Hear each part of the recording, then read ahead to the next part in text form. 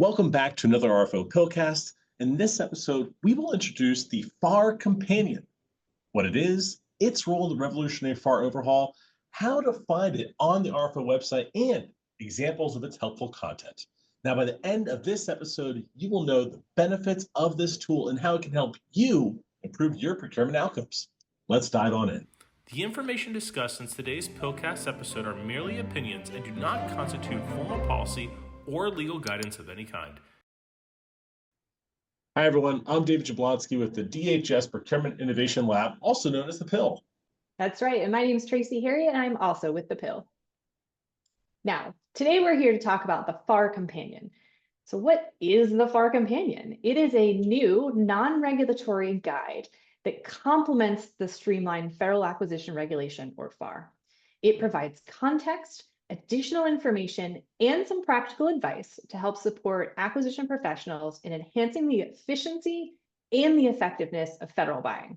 So let's talk about kind of what's in the FAR Companion. And we're going to talk about a couple of examples just to highlight some ways that you might find the FAR Companion to be useful. So we're going to start talking about brief explanations under FAR 8.4. Now, in the streamlined FAR, and actually in the original FAR, contracting professionals were essentially told to provide a brief explanation of the award, and that's about it. Now, the FAR Companion helps fill this gap by suggesting some details that you might provide in your explanation, like the number of quotes received, the awardee's name, maybe the total price, and some reasons for that non-selection. Now, this is just information, it's a suggestion, but nonetheless, it's helpful for people to consider when issuing your brief explanation. Another fun example, and this is a really great idea that I couldn't find elsewhere, but it's in the FAR Companion, is in section 11.102 under rapid capability integration. Now, this section provided an example of a different way to look at defining your needs. Rather than including just one line item for the work, the FAR Companion included an example of creating multiple line items, but only awarding the first line item as the initial concept and having all the other line items as options that can be awarded as performance progress. Now, again, this is a great way to minimize risk for contract performance. And again, something that you wouldn't find in the FAR, but that your team might find useful in your requirements. It's in the FAR Companion. So again, two really helpful ways, two really helpful things that you can find in here, but there's so many more like that as well. So what I'll do here is we're going to go ahead and pull up acquisition.gov so you can see where to find it. So here we are, everyone, on the acquisition.gov website. And so we're going to go to the FAR Overhaul page. So to get there, you're just going to click FAR Overhaul right in the middle of the page at the top. So we're going to click there, and here we are. All right, so this is the new revolutionary FAR Overhaul page. This has actually been updated as well with some really helpful information. So now you have a link there to the various FAR parts and the deviations that have been issued so far. Next, you'll see our FAR Companion there.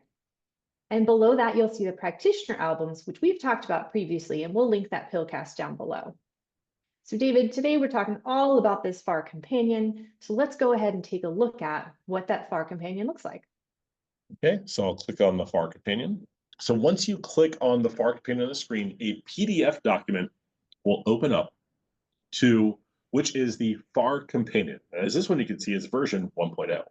And Tracy, maybe you could share with everyone what we can see here and why this is going to be so helpful for teams out there.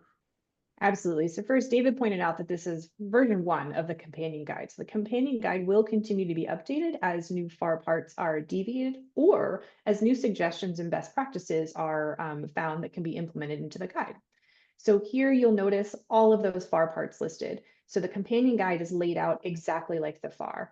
The example I shared earlier about those brief explanations in 8.4, you're going to find them in the companion guide, also in part 8, under that same 8.401 number. Man, this is such great information today, Tracy. So our call to action for all of you out there is to start exploring the FAR Companion today. Share it with your team, use it yourself as it's desired to help transform your acquisition processes. Also remember that each FAR Companion part corresponds directly to a FAR part. So finding that guidance is really simple and intuitive as well. That's right, David. And if you are looking for help on ways to implement some of the best practices that are in the FAR Companion, feel free to reach out to us here at the PIL, to the GSA SAG testing team, and we will link their email address down below in the description. Or you can reach out to your local acquisition innovation advocate for support. Oh, that does it for today. Thank you so much for joining us on this PILCast episode. Don't forget to like this video, share it with your friends, subscribe to the channel so you see all the latest updates. We'll see you on the next PILCast episode. Bye, everyone.